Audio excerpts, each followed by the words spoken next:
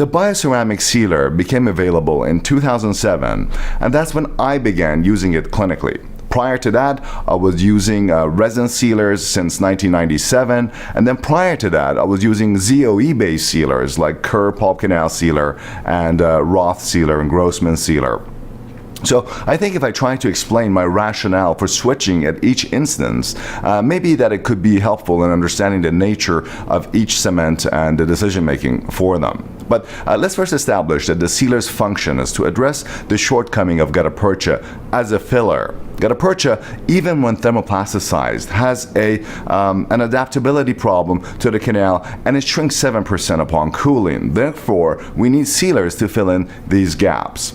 However, sealers have always exhibited poor material properties, so we've been told that we need to minimize their interface with the walls by condensing them to a thin film.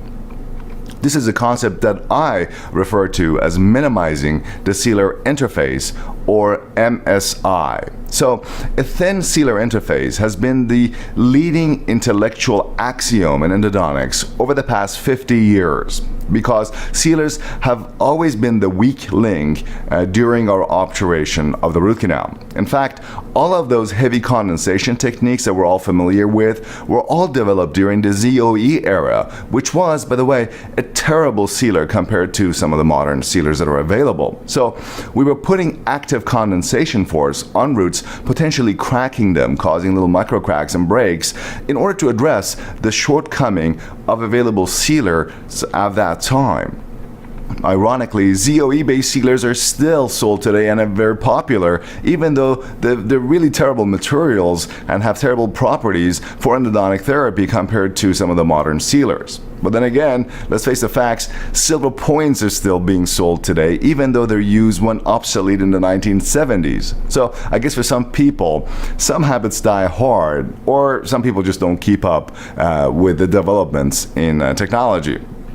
Anyway, at the first instance that I got a chance to move away from ZOE, I switched as the resin sealers became available, and they were shown to be superior to zinc oxide eugenol.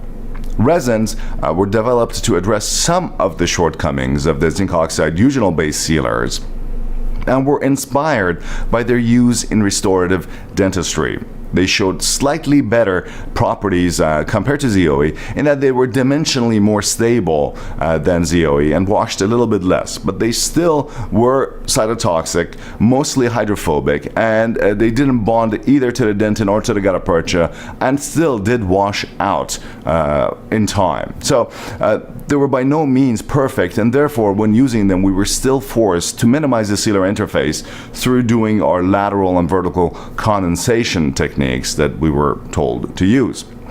It was only when the technology in handling bioceramic particles improved to the point where pure nanoparticulate bioceramic compounds were developed in 2007 that a new class of sealers became available.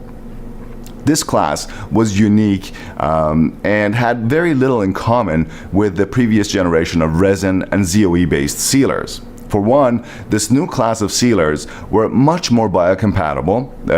They chemically bonded to dentin. They were antimicrobial because of their high pH. They were hydrophilic, which was great, dimensionally stable, it didn't shrink, and then it didn't wash out of the canal. And none of the previous sealers in the past had these properties. For one, this new class of sealers were much more biocompatible. They chemically bonded to dentin. They were antimicrobial because of the high pH. They were hydrophilic. They were dimensionally stable. They didn't shrink, and they didn't wash out of the canal. So none of the previous sealers had these properties. So all of a sudden, the game had changed. You had a sealer that could have been used as a filler, and its chemistry was proof of that fact.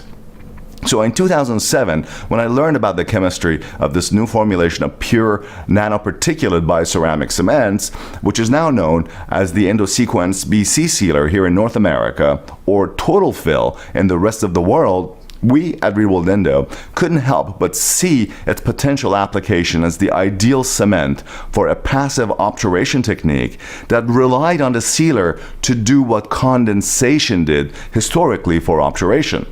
And that was the birth of hydraulic condensation technique, which is also referred to as passive obturation or bonded obturation.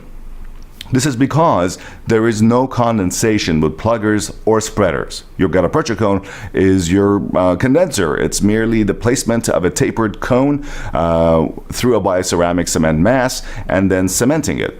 So it's really no different really than cementing a post. And if you think about it, posts are root canal obturation material, and we don't seem to have a problem obturating the top part of the canal with a post using a bonded cement. So a post really is a single cone filling material in the root canal.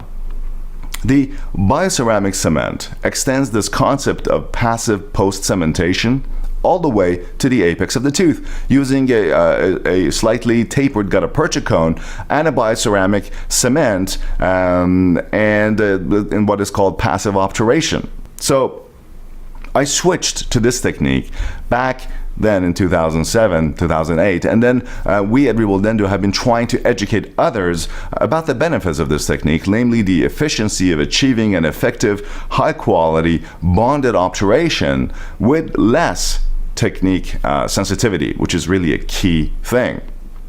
Since 2007, nearly 10 million cases have been done using hydraulic condensation. And personally completed over 5,000 cases in my practice with many 8-year recalls. I've found that hydraulic condensation is a better technique. It's much faster, less technique sensitive, and puts a lot less condensation pressure on teeth, therefore reducing root fracture through a hydroxyapatite mediated bonding inside the root with the most biocompatible cement that is currently available on the market.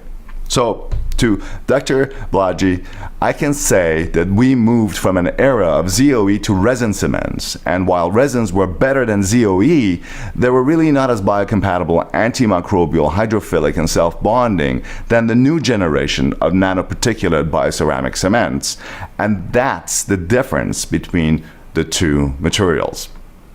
Basically, there is really no advantage in using a resin. They are the older generation of cements. There are many advantages, however, in using bioceramics, and they're the future of endodontic cements, let's face it, as universal cements. So